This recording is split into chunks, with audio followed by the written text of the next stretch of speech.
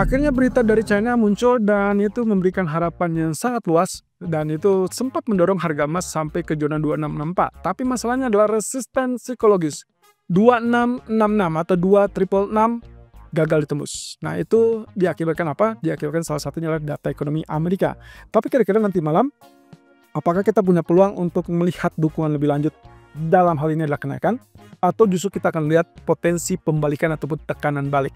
Itu yang kita lihat dari ulasan berikut ini. So, ternyata apa yang terlihat di grafik ini adalah US Government Bond Yield. Mereka ternyata terjadi kenaikan kembali, berarti otomatis kita belum dalam fase wave A.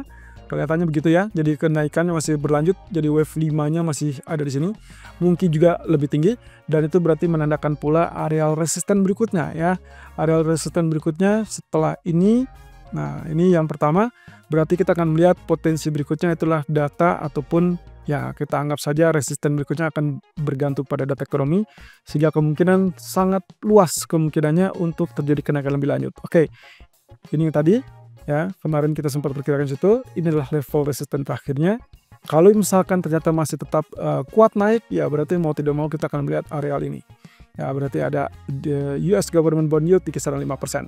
Nah, berarti pula ini mau tidak mau kita pindahkan, yang kita asumsikan bahwa dia akan mulai count sebagai atau dihitung sebagai wave A itu kalau sudah sentuh 4,72%. Minimal di situ atau bisa saja lebih tinggi dari 5% ya. Nah, otomatis yang terlihat dari grafik DXY pun kelihatannya juga relatif sama. Tapi dalam ini teman-teman bisa lihat di sini, pertimbangkan dengan pola kenaikan atau penurunannya, ini sebetulnya masih cukup normal ya. Kemarin kita sempat singgung ini, posisinya agak sedikit berbeda dengan apa yang terjadi pada US Treasury. Anda bisa lihat di sini candlestick ditutup naik ya. Nah, cuman di sini balik lagi setelah skema yang ini ya, skema yang normalnya adalah kita menantikan wave A, kemudian B, kemudian juga C. Nah, skema yang berikutnya atau skema yang lainnya itulah kita sempat singgung bahwasanya kenaikan ini mungkin saja masih bagian dari wave 3. Jadi kita asumsikan ini wave ketiganya ya. Setelah itu mungkin barulah kita akan dapatkan penurunan wave 4 dan kemudian wave 5. Jadi ini mungkin masih bisa terjadi kenaikan kalau misalkan terutama didukung dengan data ADP nanti malam yang bagus atau bahkan jauh lebih bagus, termasuk juga non-farm payroll di hari Jumat. Jadi sebetulnya penentunya belum selesai teman-teman. Kita masih tetap akan banyak hambatan ataupun godaan yang mungkin akan menghambat kenaikan atau jalur kenaikan emas. Meskipun dengan catatan bahwa China sudah menyatakan resmi mereka tetap melakukan pembelian ya. Nah, oke, kita lihat di sini grafik pound sterling. Kalau Anda perhatikan dia kembali turun. Dan rasa-rasanya sih kalau lihat dari daily, berarti kita berada di dalam fase wave B ya. Jadi kalau misalkan ini wave 5 selesai, lalu kemudian kemarin kenaikan adalah wave A, berarti yang terjadi penurunan untuk saat ini adalah kita asumsikan sebagai wave B. Jadi saya asumsikan penurunan masih bisa terjadi sampai at least mendekati wave 5-nya atau 1.2350-an. Atau mungkin hanya sekedar penurunan ringkas, karena berarti bisa saja terjadi kepembalikan kalau misalkan data ekonomi Amerikanya relatif lebih jelek ya.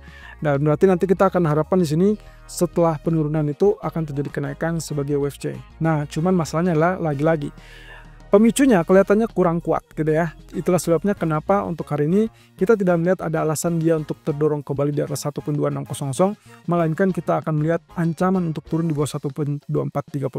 Jadi saran saya, kalau lihat dari pola penurunan ini, maka harapannya adalah zigzag movement itu akan relatif lebih rendah.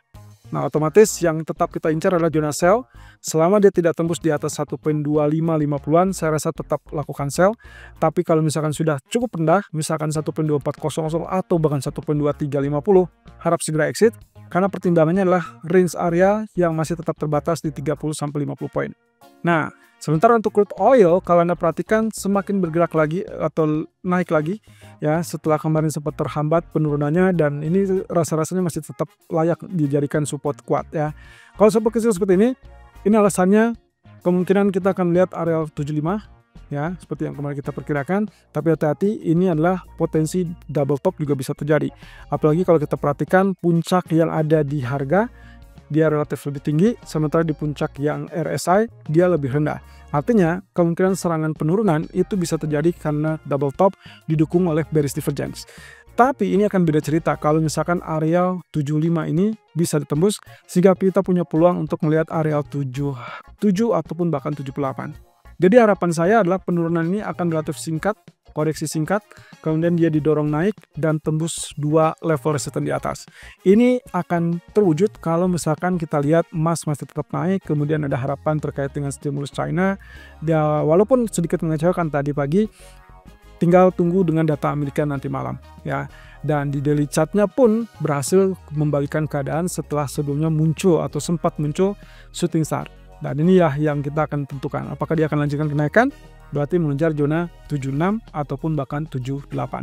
Nah, sementara untuk emas sendiri, kalau perhatikan dari grafik H1-nya teman-teman, ringkasnya adalah setelah terjadi penembusan confirm di situ, dia naik kemudian tertahan di level resisten psikologis ya, historicalnya di situ, dan dia sempat swing low, kemudian dia balik badan. Nah, sekarang ini ceritanya adalah dia tetap berimbang di situ. Ya, sementara ini dia tetap berimbang. Sebetulnya yang saya harapkan adalah dia akan mengalami penurunan ataupun koreksi kurang lebih sampai ke teritori ini. Nah, jadi sebetulnya area buy yang lebih ideal atau yang lebih cocok adalah di antara 2635 ataupun di antara 2628. Nah, dengan catatan dia tidak boleh tembus di bawah 61,8 sehingga nantinya dorongan itu akan kembali naik dan mungkin saja saatnya dia untuk tembus 2665. Nah, tapi hambatan karena nanti malam adalah data ADP, maka perhatikan di grafik H4-nya sangat jelas di sini ya, posisinya juga dia tertahan di situ. Jadi potensial dari double top. Kemudian kita lihat di sini adalah bearish divergence juga, mirip dengan apa yang terjadi pada crude oil. Dan kemudian yang membantu kita adalah dia tertahan di MA 200 dan saat ini berada di 2644. Kebetulan level terendah untuk saat ini sampai sore hari ini di jam 2 saya merekam itu masih tetap tertahan di 2645. Harapannya kalau misalkan ini bukan double top, maka yang kita harapkan berikutnya itulah terkait dengan kenaikan atau pola kenaikan sebagai ascending triangle. Jadi artinya di sini saya asumsikan pergerakan akan seperti demikian. Nah, ini berarti punya kesempatan dia untuk naik dan akhirnya tembus zona 2665, 2666. Tapi hati-hati, dia bisa saja tergelincir, apalagi kalau data ADP-nya terlalu kuat, sehingga 2630 ataupun bahkan 2622 itu akan menjadi area krusial. Sayangnya, penurunan kemungkinan juga akan dihambat di 2610 ataupun 2596. So, strategi sell boleh, kalau misalkan betul-betul dia confirm tembus 2625 ataupun 2620, tapi target dia mungkin hanya sekedar 2610 ataupun 2596. Setelah itu, karena pondasi dasarnya adalah pembelian dari bank sentral, maka kita harapkan disinilah terjadi strong demand area.